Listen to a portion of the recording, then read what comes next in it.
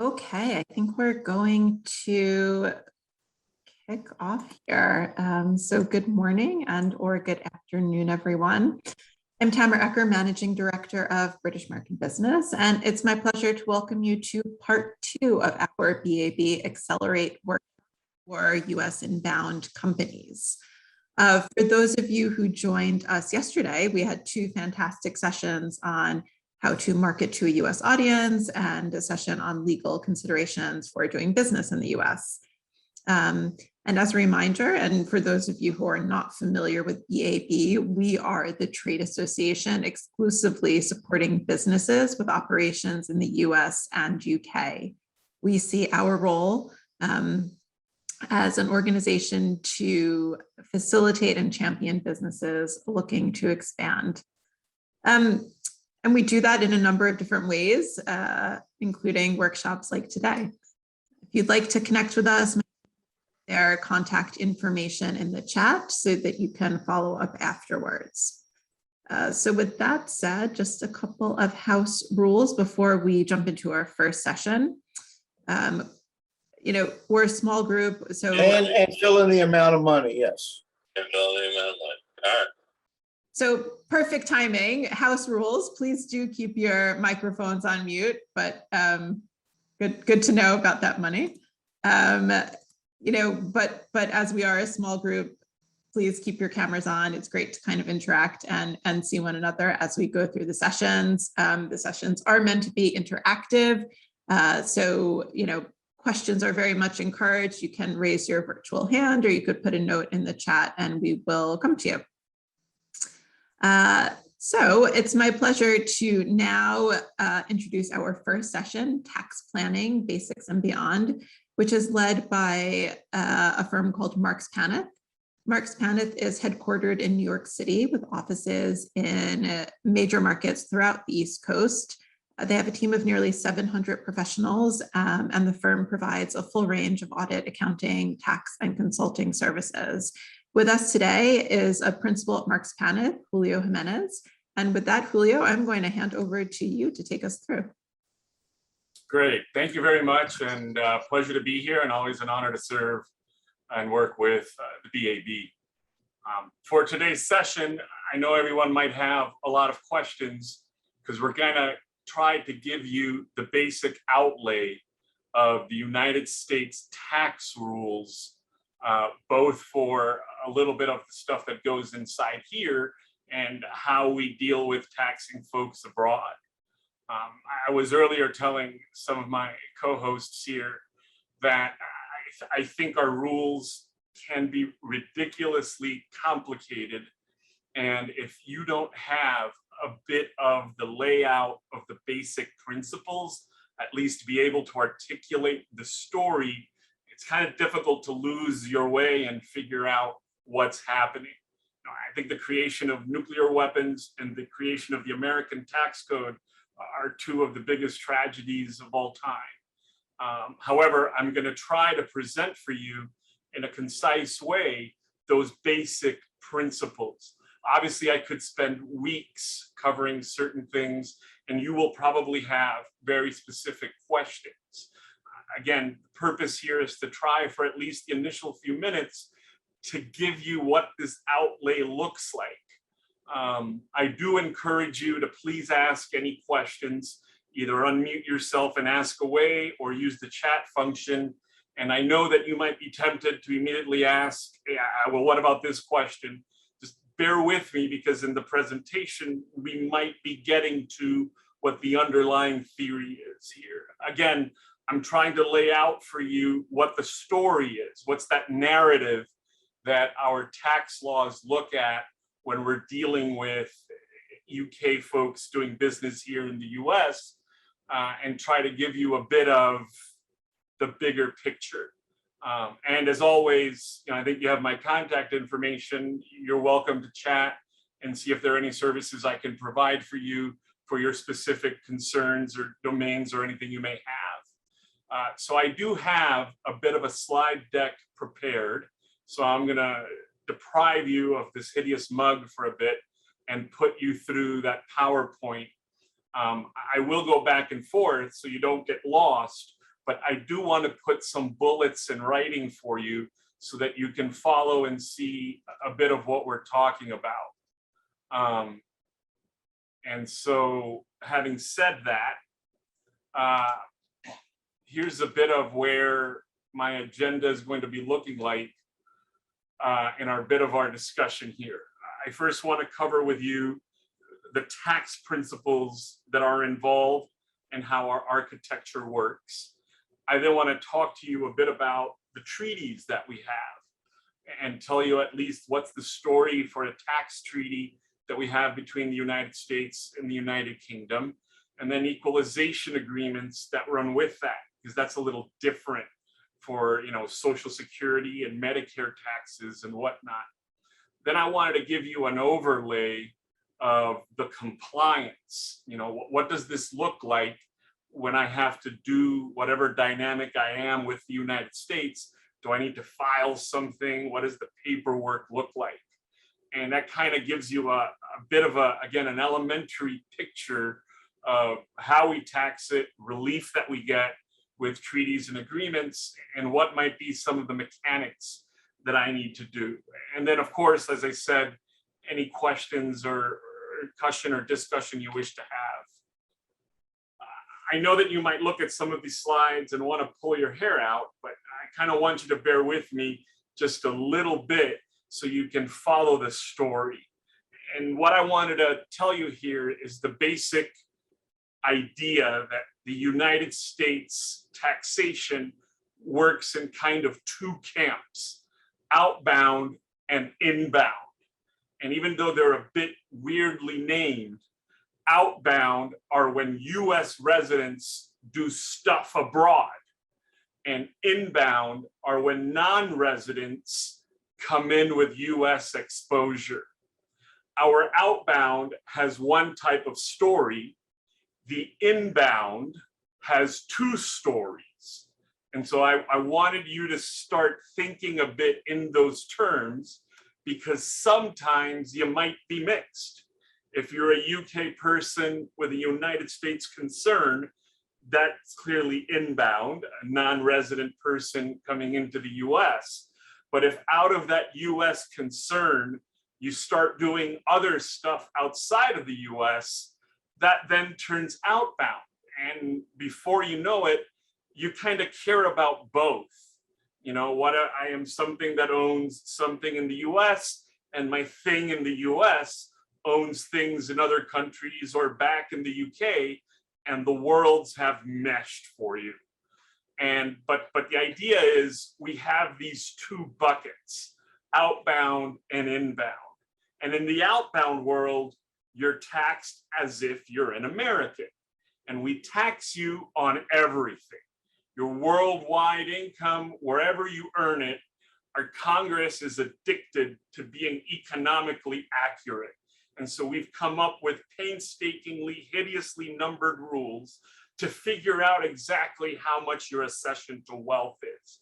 We do give some relief in the form of a foreign tax credit for other taxes you might pay in other countries, certain deferrals, certain use of losses to play with the rest of the world, in addition to a network of treaties. But it's a singular one-tracked mind. Inbound, however, when you're a non-US person and you're doing exposure to the US, you've got stuff, things into the US, we break you into two categories. And those categories behave radically different. The first one is if you're passive, and the second one is, do I have a business? And as you can imagine, you're going to have a lot of questions that try to figure out, well, I might have something that feels like it's in the middle. Which camp do I fall to? The passive world is really a theory where we think that, you know, you in the UK are going to be difficult for us to enforce against you. And so we really go after the people paying you. And so if you own things like stock, debt, bonds, portfolio, an apartment that you're renting, royalties, an IP that you license in, we kind of view all that as passive, and we really go after whoever's paying you here in the United States, and we ask them to withhold stuff that is sourced out of the US. They withhold at a gross rate. I don't care about whatever deductions you might have. I don't care if it's actually income to you. I take that block payment that you get, that big rental check or dividend check or interest payment in its gross statement, and we whack off a chunk. And that's how we deal with passive investors. Active people, the world starts getting complicated. And it's a two-step story. The first step is, do I have a US trade or business? Have I crossed the line and been considered here a business? And a lot of questions come in this first block. Do I have employees in here? If I'm just shipping materials, is it okay to just ship? Can I warehouse and not ship? What if I just do marketing in the US, but I don't have an office? At what point have I tilted the scale? And part of what makes this painful bad news is that we don't have a real law that draws that line in the Internal Revenue Code. It's a creature of the courts. And the standard is an amorphous gray fact and circumstance standard that the courts and the IRS can interpret really mushy. But it's really the first question. And then the second question is, if I've got a US business, what's the income that's effectively connected? And that one has two rules, two stories. One story is for stuff sourced from the US, and the other story is for stuff sourced not out of the US. And so stuff that comes in from the US, you're definitely taxed on. Stuff that comes out of the UK or other countries probably might be taxed if your US concern had something to do with it. So it starts looking more like that outbound theory where we kind of tax everything with some limitations.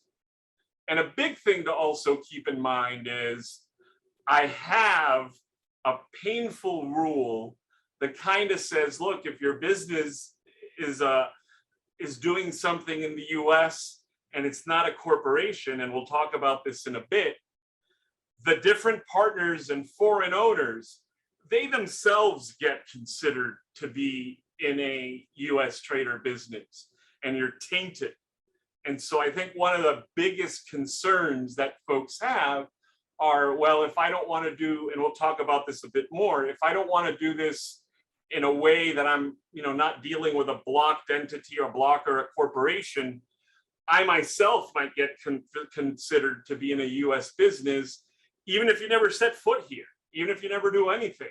And so it's kind of a painful thing to digest and deal with, but I think that you get a particular taste here of what the stories are. If you're in the outbound camp, you get taxed on everything. If it's passive, withholding folks will have a withholding tax on the US sourced stuff. We don't care about anything else you earn anywhere else in the world. If you're having a business here, then we're kind of in the middle of the two. I'm taxed on my US stuff. If my US business was involved, I might get taxed on my non-US stuff. How do I get dragged in? Another idea here in figuring out, am I outbound or inbound? And again, this is a little basic, but I want to cover this with you. Who's who? When am I a non-resident and when am I a resident? When does the outbound world hit me? And when does the non-resident world hit me?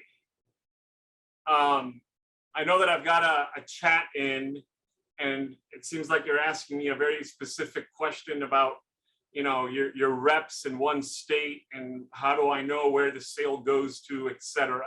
We can talk about that in a bit, but that's a bit detailed here, and we can probably talk afterwards specifically, but I will be getting to that theory in a second. I think what I wanted to draw attention here was humans are treated a little different than entities. That's the basic theory here to keep in mind. And if you're an entity, what we really care about is where are you organized and what are you doing? If you're a human, we kind of have three questions. Are you a US citizen? Are you a US green card holder? Because then that kind of shoves you into the outbound world. And another thing that might drag you in is our substantial presence. Does that make you a resident or a non-resident? And that's a formula based on days that you're here. And it's entirely possible that you care about both. You might decide to have an entity that is a US entity, and so it's a resident entity. It's a domestic entity with outbound concerns, and you might own it and never spend a day in the United States, so you're a non-resident. And so I might have to know the rules of both so I know what I'm dealing with. So who is it doing it? Where are they? Are they doing it from the UK? Are they doing it from the US? What are the activities that are taking place in the US? Am I here concluding sales, negotiating contracts?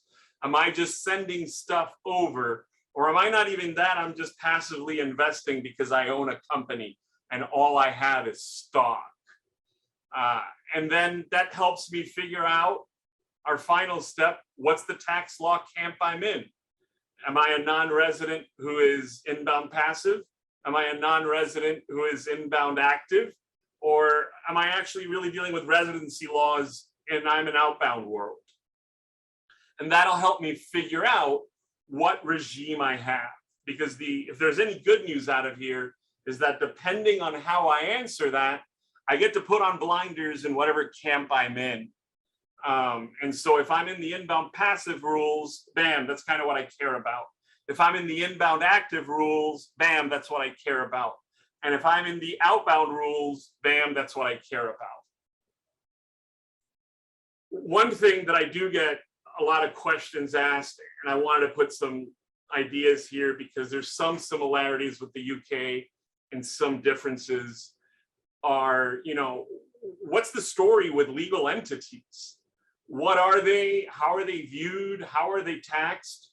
We have so many different permutations. I was in the UK and I started up a US LLC and I thought I didn't have to worry about anything, and now I do.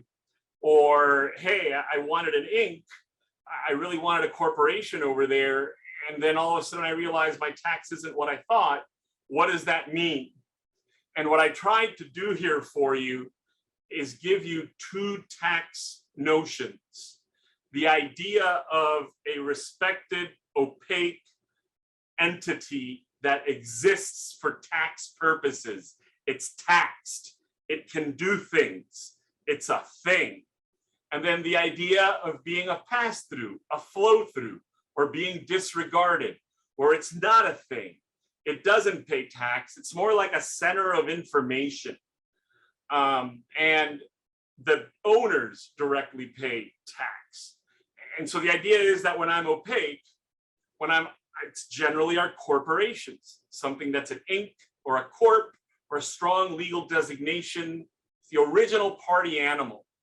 And that exists. And when I say that exists, that means that it files tax returns, it pays taxes. If it's organized here in the United States, it's domestic, it's in the outbound world.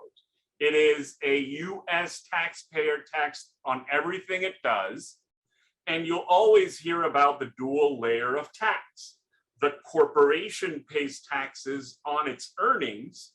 And then when it sends a dividend up to the people who own it, those people pay taxes on those dividends. And so while it's inefficient, we'll talk a little bit about why it might be helpful. It is because it becomes a thing. It's what you will hear people say, it's a blocker. And all that means is that it took you out of the active into the passive. rather than you here doing stuff, you now just own stock. And so all those, you change the bucket you are in. And some people don't mind that treatment. And the pass-through world is just what it sounds like. And the original party animal there was the partnership. And then you have limited partnerships.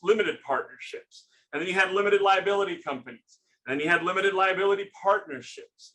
And as these mutations grew and grew, the idea here was that, well, someone somewhere has liability, or we're all treated in a particular way that we should be taxed like a partnership. Or if I'm wholly owned, I really shouldn't exist. I don't have this blocker. And the good idea here is that, well, your losses flow up. If you're starting up a business here in the US, you get to enjoy directly as an owner your startup costs, your expenses, they all come to you. But the bad idea is that whatever that pass through, that partnership, that LLC is doing, it's going to taint you as being in that business. And so you kind of need to measure where it goes. The final point that I'll leave with you here thinking is, for the longest time, the IRS spent way too many resources litigating which camp are you in. You know, regardless of what your legal entity was, is it really a corporation? And so we should look at it as outbound, or is it really a partnership? The wars were so intense that the IRS gave up, and they eventually put out a regime that lets you pick. You have certain default rules if you don't, but you can pick if you want to be a corporation or not. Corporations are kind of stuck. If you're an Inc. or a corp, you're going to be seen as an existing legal entity. But the partnerships, the limited partnerships, the LLCs, the LLPs, etc., you have a natural default that if you're wholly owned, you don't exist. If you're owned by multiple people, you're a partnership. Or you can actively make an election to be a corporation. I just kind of wanted to give you that layout, because that helps in thinking, again, back to our big picture. Am I outbound? Am I inbound passive? Or am I inbound active? Because in whatever bucket I land in, what am I doing? And the form of entity that I do business with might very well decide where I end up in those. Now I want to talk a little bit about the theory of inbound passive versus active. What's the difference between these two buckets? And like I said, the passive world, Congress thinks, you know, you're sitting in London, all you do is own stock over here in the US. We're going to have a hard time going over there and sending the IRS to punch you in the face in London. So we'll deal with whoever's paying you here. And what's passive are the ideas of dividends, interest, rents, royalties, annuities, insurance contracts, IP licenses, that kind of stuff. And whoever's paying you has to withhold, and it's withheld on a gross basis. Again, whatever I'm paying you, if it's a $10 dividend, I take a whack out of $10. I don't care about your deductions and what's generally income. And our rate is 30%, which can be significant. And our treaties, as we'll talk about in a bit, lower that. We can get it down to 15, 5, even 0 at times. But, and we might have a statutory exemption to get you out of it as well. But that's really your concern on the passive world, is that you're on a gross basis. And so you don't need to do much, but you're going to suffer some withholding. We have a treaty, we might bring it to 0. So you're looking pretty from being in the passive bucket. The active bucket behaves radically different, right? Like I had mentioned to you, our first question is, am I in a US trader business? And that's a court question. And unfortunately, there's a ruling where a woman who raced horses for a living, did 4 races around the world a year, ran in the Kentucky Derby once, and they considered her to be in a US business. And similarly, there's another case where there was a radio station in Texas, but the antenna broadcasting was south of the border in Mexico, but everything took place in Texas. And the courts thought, hey, the profit-making activities, the broadcasting, and the broadcasting is out of Mexico, so they're not in a US business. So there are certain safe harbors, there are certain rulings, but that question, the idea is that question is treated independently of your income. It's just, am I in a US trade or business is looked at separately. And this is where a lot of you will have questions. You know, I have employees over there. Am I snugged in? I think someone just sent me on chat. If I have one person running over and this is what they do, am I pulled in or not?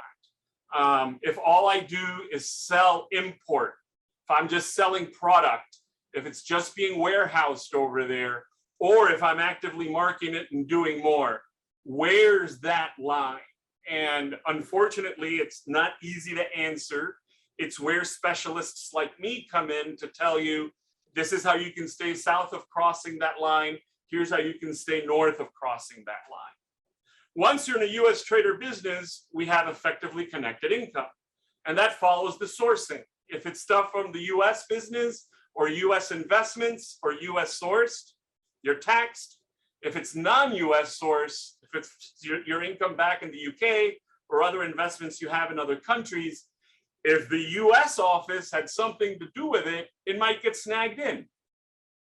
And then to not put people in a different position, there's a further complication, which is the branch profits tax. That's painful. If you are a UK company, not an individual, but a company, and you're considered doing business in the US, Congress wanted equal footing with a US company with a US owner because they get taxed twice. And so they deem a dividend between your US activities and your entity in the UK. So that branch profits tax with your state tax, with your federal tax, you can end up paying more than 50% in taxes. And that just demolishes a bottom line. And so that's why a lot of people like using a blocker to get you into the passive realm, because I'm just dealing with owning a dividend and I can use the treaty to lower my rate or eliminate dual taxation. So this was kind of my reaction whenever I teach people this and try to tell them through what is going on here and where we are. And so I kind of wanted to take a pause before I cover last two things and let you know, yes, we do have a way of helping and dealing with this. The first one is, like I kind of said here, we set up a blocker. And again, I'm going a little faster because I do want to take into some straight questions. But the idea here is that my UK owners through a US corp are just viewed as having a dividend. And then whatever business lines I want to set up, I can do here. If I don't have this, my UK owners get dragged into the US directly. Here, I really only care about a dividend relationship. And the second idea is, look, we have treaties that help out. Treaties help out by, on the passive world, lowering that withholding rate and giving us, certain tax credits, lowering what I suffer in withholding, sometimes to zero. In the active world, it replaces that US trader business with effectively connected income with the idea of a permanent establishment. And then I look at what each function does and I divide it up between the two countries. With a totalization agreement, that deals with your Social Security and your Medicare tax and your social benefits.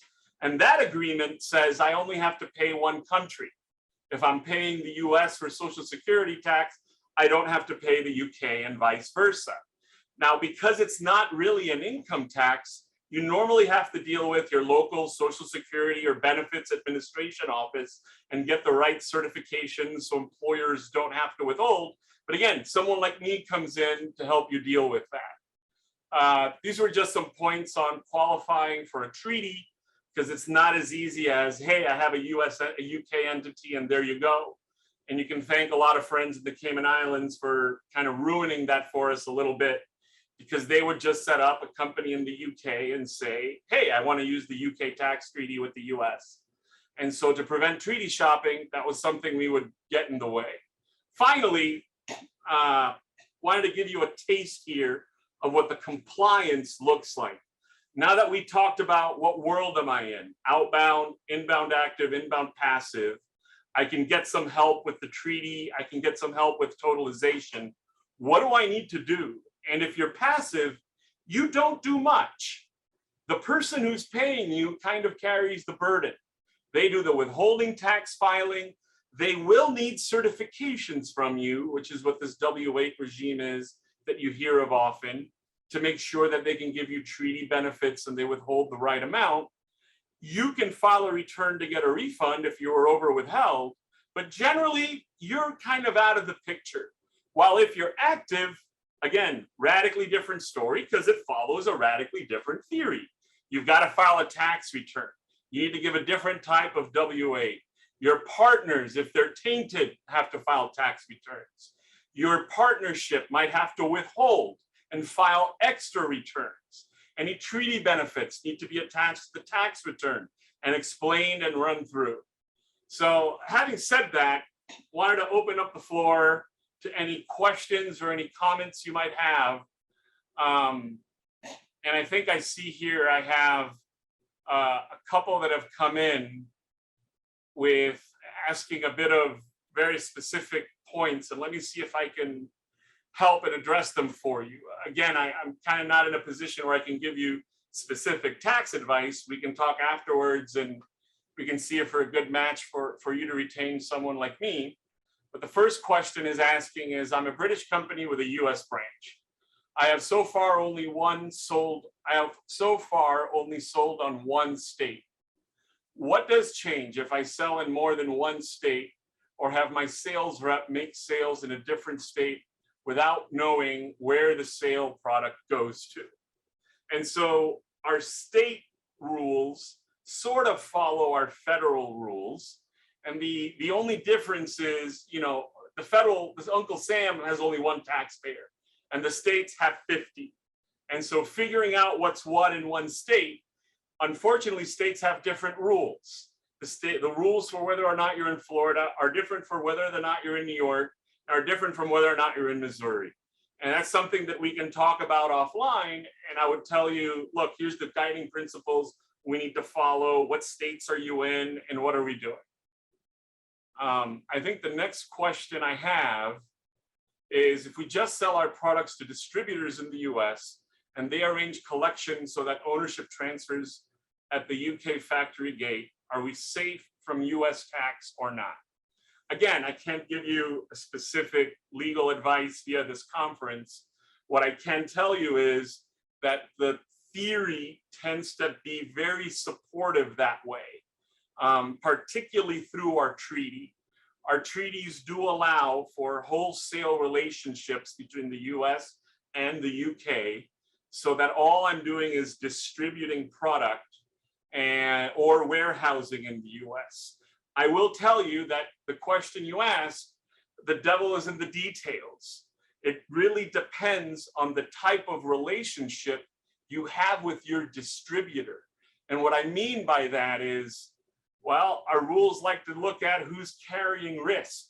Kind of remember, we've got that amorphous US trader business rule. And the idea is that, hey, if I just use a distributor and I sold them everything, I just dumped out my inventory, goodbye, whatever you don't sell, that US distributor is eating. That sounds like I've severed ties. If my distribution agreement, however, still says, well, whatever uneaten inventory I have to eat, sounds like we're in bed together then a little more. And so we kind of need to sit and analyze what's that relationship, because it may or may not drag you in. And again, I know I sound very lawyerly when I answer like this. It's just the truth, and I wanted to give you the idea of, again, that theory of the outbound, inbound active, inbound passive, and when am I tilting in? I think the next question I have says, what is US withholding tax and when and how do I have to pay it? So I would say then a bit, let me try to, I'm trying to think of what's the best way to answer this for you. We're in the inbound passive bucket whenever we talk about withholding tax. And the idea there was, you're making money off of investments in the US, and Congress should have the right to tax you for making money off American things. But going after you in the other country is a bit of a pain for the IRS to enforce. They have to, not to mention fly over there, they'd have to go to a barrister in London, get equivalent letters, very much of a pain to go after you. But the person paying you is really here. Easy for the IRS to go punch in the face. And so the idea is that whatever is the US company paying the person in the UK or the person abroad, we put an obligation of them to tax. Since we don't know what the picture of that person in the UK looks like for deductions, expenses, we kind of make a rough justice decision on, hey, we're just going to tax on the big number. We're just going to go gross. This might be income, this might not. You might have deductions, you may not. You may have a bunch of losses at home. We don't want to go through this. We're going to make a rough justice idea. And that's the point, the idea of the withholding tax for non-resident aliens. We sit there and just whatever are your passive gross amounts, the person paying you has to withhold. Now, if we think about that practically, you kind of have two camps of people who care about that. Usually it's banks, investment houses, where you keep your portfolio, where you have your securities, where you get paid interest, or concerns you owe in the US. That blocker structure I talked to you about to flip you from inbound active to inbound passive, that US blocker, when they pay dividends, they have a withholding obligation. Depending on whether the treaty, we're at 30%, 15, 5, or 0, at a minimum, they need to file paperwork and disclose why it's a lower rate or 0. At most, they actually have to withhold and turn in.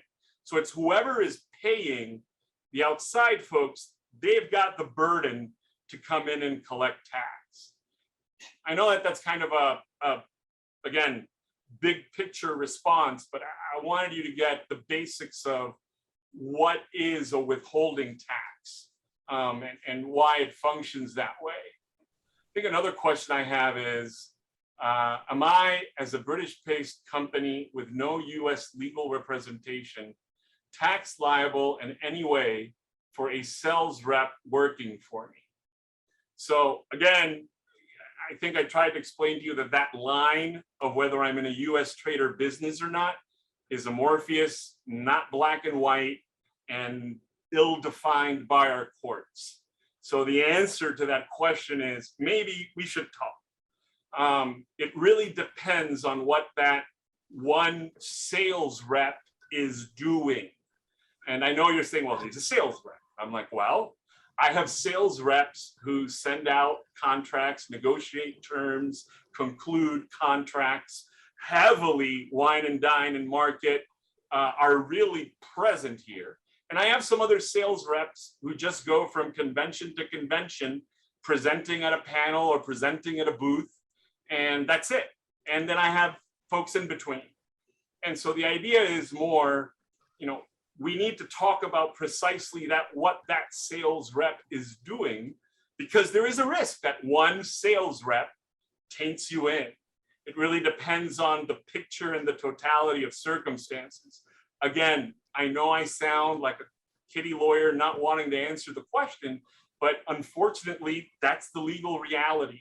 Whether or not you're in a US trade or business is a very specific dynamic that our courts have ill-defined. And so we should sit and talk and say, all right, what exactly is that sales rep doing? What does, when they're acting as your sales rep in the UK, where do they stay? Do you have an office here? Are they staying at hotels? What are they doing? Are they just attending conferences? Are they specifically meeting with people? Are they discussing terms? Are they evaluating and qualifying clients? Are they discussing many dynamics? That might tilt the line a bit from not being and crossing that line to yes, I'm in a US business. And it's, like I said, it's a really painful exercise, but it's very well worth it. I know that some folks say, well, just give me the test, I can think of it on my own. The IRS has had so much fun in our court systems litigating just that issue, from our hedge funds running a lending business in the US to, as I said, a horse racer, and whether or not she was here in the US and everything in between. Having a treaty is very helpful because a treaty with the US and the UK raises that threshold a bit. It's not an easy trigger like the courts. We now have this idea of, do I have a permanent establishment in the US? But it still can be something that's flipped up. This is all incredibly nuanced as we're beginning to learn here. I mean, I know. It's so when, what is your advice in terms of when should someone, talk to someone like you? When does it become too late? And then you have a problem to fix. When is the right time to kind of start thinking about these tax issues? So the idea is as soon as possible. I know that there's that stage between the seed in your mind and the vision you have. And I think it's when you're ready to implement that vision, that's the ideal time, because that's when we can make sure you haven't walked into an unwearied trap. I can tell you, hey, this is probably the tax optimized structure you want to use. This is probably what best fits here and there. Technically, it might be too late if you already start, but in all honesty and practically, if the IRS hasn't audited you, it's never too late to talk to someone and try to get out of it. And even then, if the IRS audits you, we're very good at dealing with you at that level. Fantastic. Well, we're out of time already. It went by fast. Understood. Thank you so much. We did put your contact info in the chat. My sense is that you'll be getting a couple of emails after today. Really happy to entertain and happy to talk. Again, apologies if some of my responses are wishy-washy or non-committal. It's just the unfortunate reality that we have. Yeah. Always a pleasure to work with you guys, and thank you so much for having me. Thanks, Julio. Okay, so with that, we are going to jump right into our next session. And we're going to talk about probably one of the most pressing issues facing any business, any sector of any size, which is people and talent. And to do that, it's my pleasure to introduce Acg Resources. Acg is a family-owned and operated full-service international recruitment firm. They specialize in general recruiting, executive search, and temporary staffing in banking and finance, medtech, retail, and compliance. We have with us today Len Adams, who is the founder and CEO of Acg Resources, to take us through some of these issues. So, Len, over to you. Thank you very much. Thank you, Tamara. Thank you, BAB. It's a pleasure to be here, and I'm delighted to be of assistance. So, talent acquisition. I had a conversation with a new client yesterday coming in from overseas, and they gave me back a line that I've used for years. They were just funded by a private equity firm, and they said, we have a ton of money, and now we have to do something with it. And they said, if we don't have the right people, we're going to fail. And it was like a light bulb went off in my head. I said, I've been saying that for years. Human capital is the most important capital that you can expend when you are starting a business anywhere, but especially in the States. Okay, if you don't have the right people, you're dead in the water. Okay, so with that being said, BAB was nice enough to send me a question yesterday, and I'm using that as the basis for what I'm going to talk about today. Unfortunately, I decided not to use slides, so you're stuck with my funny face. I hope it's not too offensive to you. In any case, when you are opening a business in the States and beyond what our previous speaker said, there are a lot of considerations you have to think about. One of them is, what is your structure going to look like? And one of the questions I saw from BAB yesterday was, how does someone sit here versus head office? If we have 50 people in head office or 100 people in head office and one person here or two people here, how do they report? How do they sit? And again, the quick answer to that is it depends on how you structure your operation here. Is it parent-child? Is it subsidiary? Is it a standalone? And that's going to help you decide how you're going to attract people into your operation here. Are they going to report directly to head office? Are you going to put a senior manager here in New York or in the States? So these are questions you have to determine based on how your overall operation runs. Okay.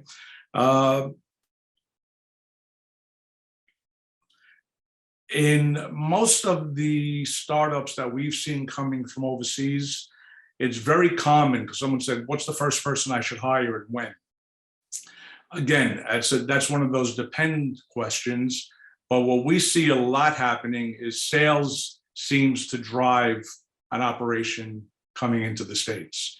Usually companies coming from overseas or from anywhere want to have some sales rep here to start to test the market to see how it goes.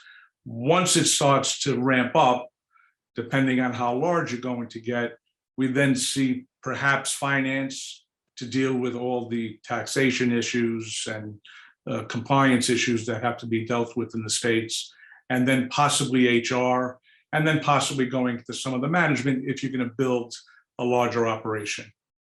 If it's something in the manufacturing or import-export field, then we see logistics come into play as the next hire. So again, it's really very dependent upon the type of operation, the type of business you're in, okay? When is it appropriate to hire locally or not?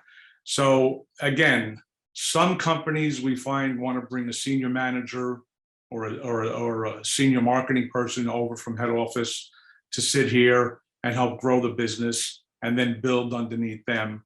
Some companies just want to hire locally. It really depends.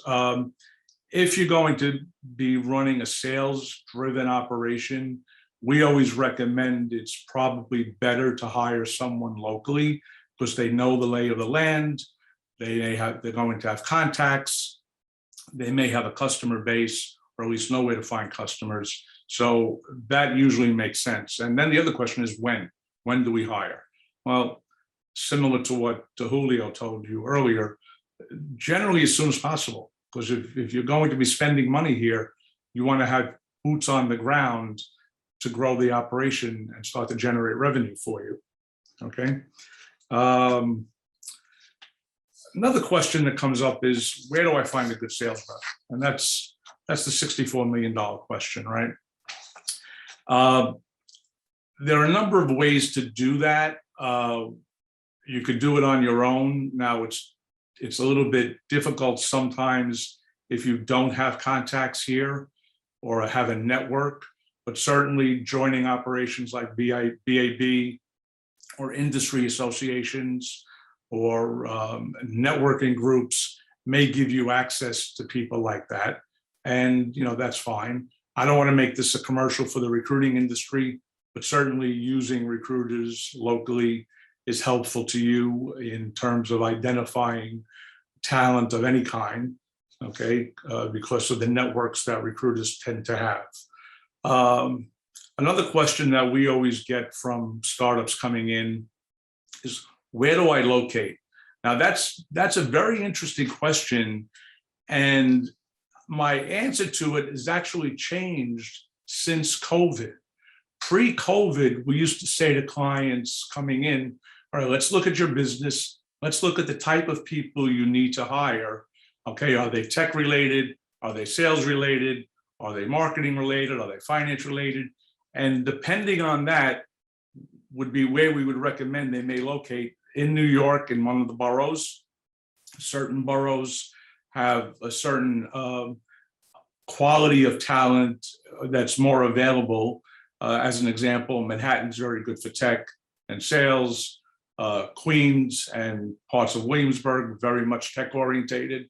So we would recommend that. Post-COVID, a lot of people are now running hybrid operations, so it almost doesn't matter anymore. And quite frankly, particularly when we come to sales, if you're going to be running a national sales operation, we're recommending to people, don't necessarily hire a salesperson in New York. You may hire someone in another location, and you might save a couple of bucks on the compensation if you're hiring them down south or in the Midwest, depending on the territory you want them to cover. So again, it's a very much of a what if situation. How are you going to operate? Okay.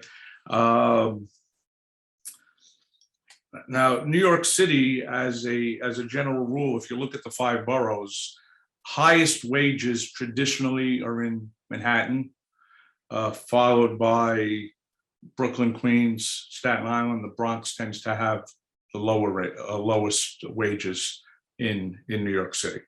Okay. If we look at the demographics of New York, we have about 4.2 million people employed, and that's amongst a bunch of different industries. So New York is very much driven by finance, insurance, real estate, technology, services, life sciences, fashion, food and beverage, health services, and specialty tech. Okay.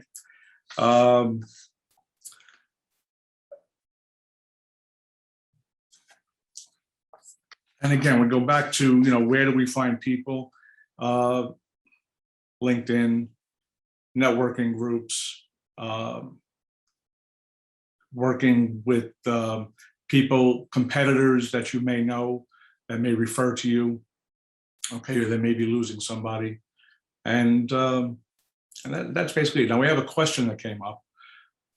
Is it true that it is best for a company to send their CEO top-level leadership to help build a business abroad? Does one also consider using the services of recruitment talent agency when trying to find qualified salesmen and women? Okay, so the first question is, again, it's a depends question. It's culture. If you want to have your culture come over and be the driving force of the business, then it would make sense to send someone from head office because they know the culture, they're going to drive the culture. They may come over for a short time and bring in a strong number 2 that they could mentor and have them learn the culture and make sure they're comfortable with the culture and then go back to head office. Or you can keep them here and, it's a nice promotion for someone not so terrible to live in the States. Okay. Does one also consider using the services? I don't want to be self-serving, but there is a benefit to using recruiters because generally they'll have networks, they'll have a pipeline, they'll know the metrics, they'll know the availability. They may be able to give you some market insight information on what's available, what compensation looks like, so you don't get taken over the coals. Okay. There was a second part to that question, especially in specific sectors. Again, yes. Okay. Now, I will tell you, for those of you that don't have an operation here, we are in the most challenging market I have ever seen in my 4 decades of being in this business. I don't know what COVID did. Everybody was blaming unemployment. I don't think it's unemployment. I actually think it's a matter of so many people are working hybrid now. And I used this term on a podcast last week when you're trying to recruit someone today. I call it the misery index. Okay, so here's what my definition of the misery index is when it comes to recruiting. Before COVID, everyone was going to the office. They may have disliked their boss. They disliked their colleagues. They didn't like their commute. So when they saw an opportunity come around, or a headhunter called them, or they saw a posting, it gave them an opportunity to say, let me get away from this and try something else and go look for something else. Now what's happened is a lot of people are working from home, or they're hybrid, but most of the time they're home. They don't see their boss except for a half-hour Zoom in the morning. They're not interacting with their colleagues, and they're not going to the office. They're not commuting. So if the headhunter knocks on their door, or they see an opportunity, they sit there and say, well, you know what? I don't like my operation, but it's not so terrible. I don't see them. Maybe the new operation I have to go in, maybe it's hybrid. I think I'll stay where I am. So this is the dynamic that's happening in our country right now. Okay, I get calls from clients and prospects every day telling me we're putting up postings, we're putting out leads all over, no one's responding. And this is what's going on out there. Okay, it's really a challenging market. Another question, do I build my business office around where a good hire is based, or do I ask the hire to move where it is good for the business? And that's an interesting question. Do I build my business office around where a good hire is based? You have to build your business where it's good for the business, okay? So the danger in following a hire and building your business to where the hire is what happens if that hire then leaves. Now you've built your business around someone that may not be there. So I'm always a big fan of making business decisions based on what's good for the business, taking into account the availability of talent. Okay, as an example, if you're going to be selling in Alaska, it may be difficult to hire someone in Florida to sell in Alaska. Okay, that's the type of situation. Okay, for those of you in the UK that may not know the geography, Florida is all the way down to the southeast, Alaska is all the way up in the northwest. So it's miles apart. I think it makes sense to build your business where it makes sense, where your customers are, okay, more so for the hires. You can always find a hire and you can always move somebody, all right? Any other questions? Len, can I just Yes. ask you? Sure, absolutely. One of the kind of recurring issues that I'm hearing from our members is, talent being poached and the war for talent and holding on to top talent and employees. From a U.S. perspective, what does that retention look like? What are the tools available to employers to kind of make sure that talent doesn't become, get poached, and how do you kind of keep the good people? That's a good question. And you know what? I feel very, very much qualified to answer that, because my company, I've been in the business over 40 years. My own firm is 19 years old. We have zero turnover in 19 years, or close to zero, maybe 1%. Okay. And I sit back and look now, yes, some of it is family. Okay. I'll admit that it's tough for family to leave, but the rest of my team that have been with me a very long time stay with me because I kind of foster a very collaborative environment. I give people a voice. I treat them well. I compensate them well. I don't overcompensate them, beyond the market, but I compensate them well. And we run it almost very in a family way. Okay. I often joke that I treat my staff like family and my family like staff. Okay. But when you run it that way, everybody feels like they're sitting at the table and they're part of it. Okay.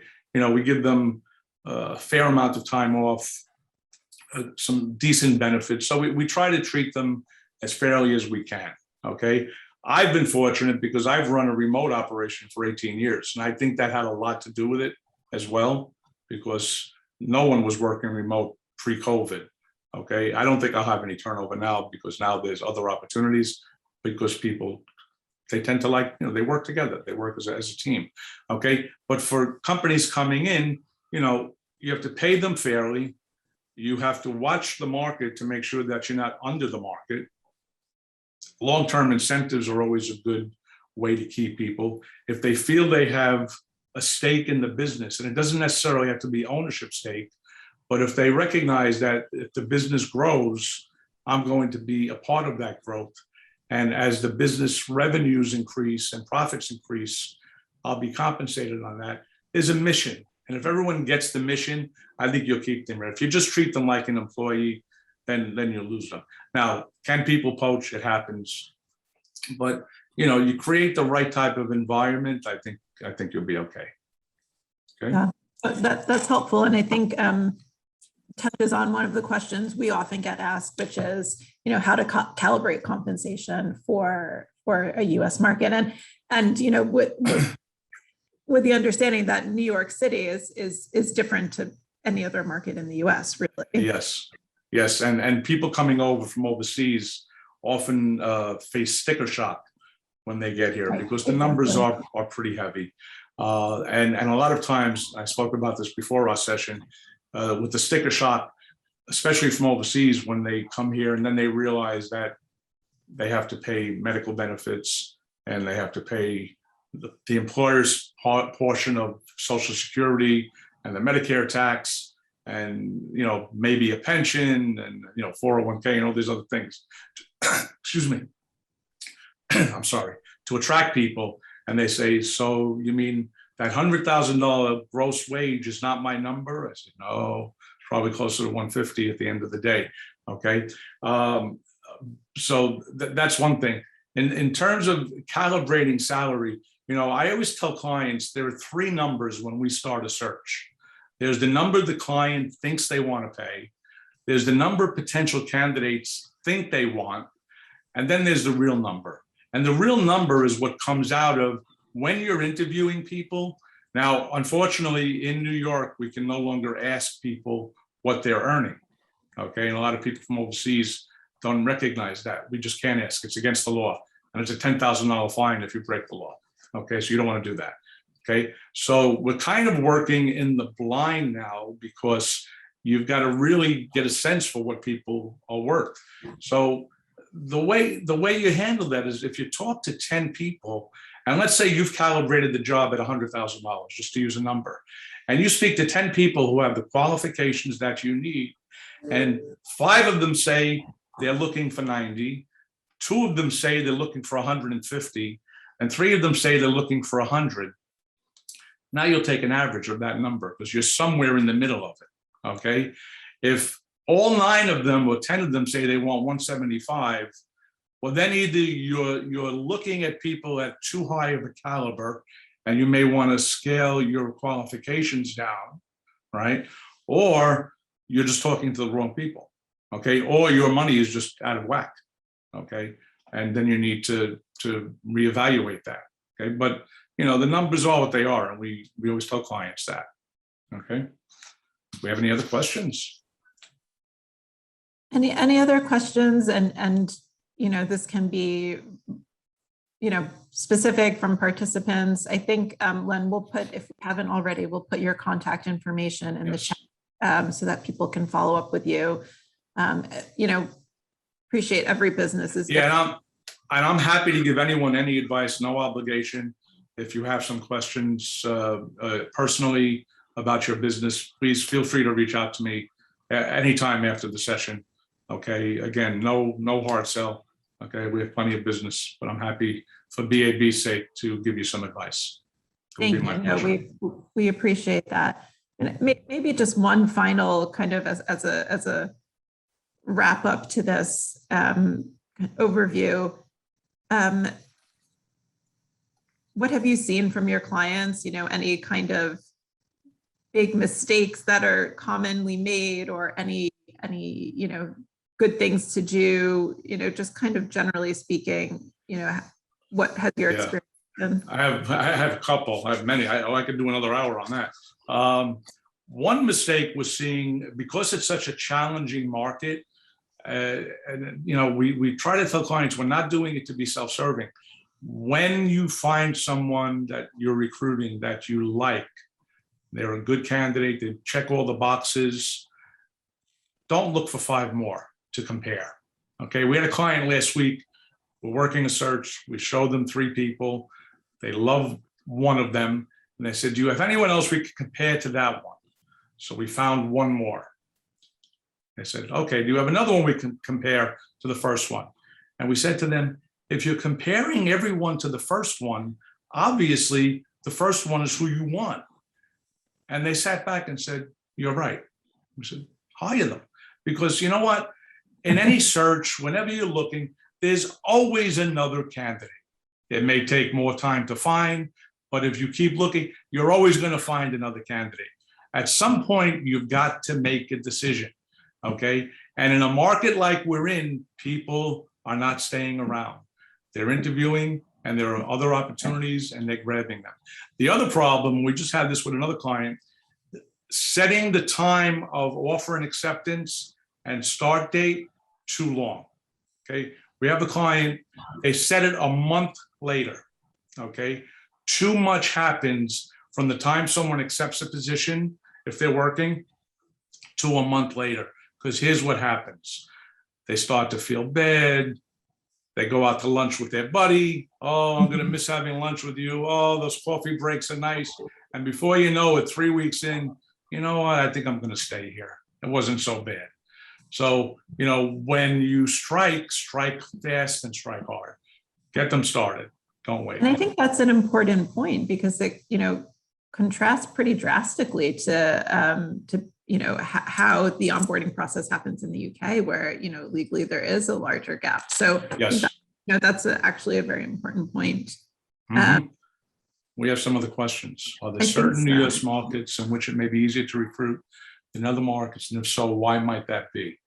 Yeah, I mean, New York is probably the most competitive market that we're in.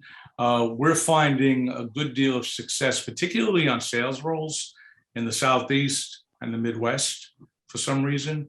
I don't know what the answer is, why. We don't analyze why. We just go with the flow. It seems like we're getting a more availability of people. And, you know, there's certainly the cost of living in some of those areas is lesser. So I'm not saying it's a matter of you taking advantage, but it gives you a little bit more wiggle room where maybe there's less on base and more on incentive comp. Okay, so you could then get the benefit of increased sales. Okay, benefits are pretty standard really throughout the country. Okay, paid leave is a big benefit, and yes, especially now in New York, we have mandatory 5 days sick time that has to be given to someone that's accrued 40 hours a year. Okay, if you have a PTO policy that's better than that, that's fine. If your PTO policy is less than that, then you have to come up to the 5 days, which is really not a lot, but it's something they have to get. And when you tell someone they're going to get 5 sick days, they get sick 5 days a year, without a doubt. The state of Florida is a very diverse and skilled workforce. More than 10 million people, of whom nearly 1/3 are multilingual. Okay. My name is Tim Kalame, and I work for the UK office of Enterprise Florida, the state of Florida's economic development organizational role is to help UK. Okay, yeah, very good. Yes, Florida is, and Florida is a very tax-friendly state for people too, because there's no state income tax. So it's very attractive.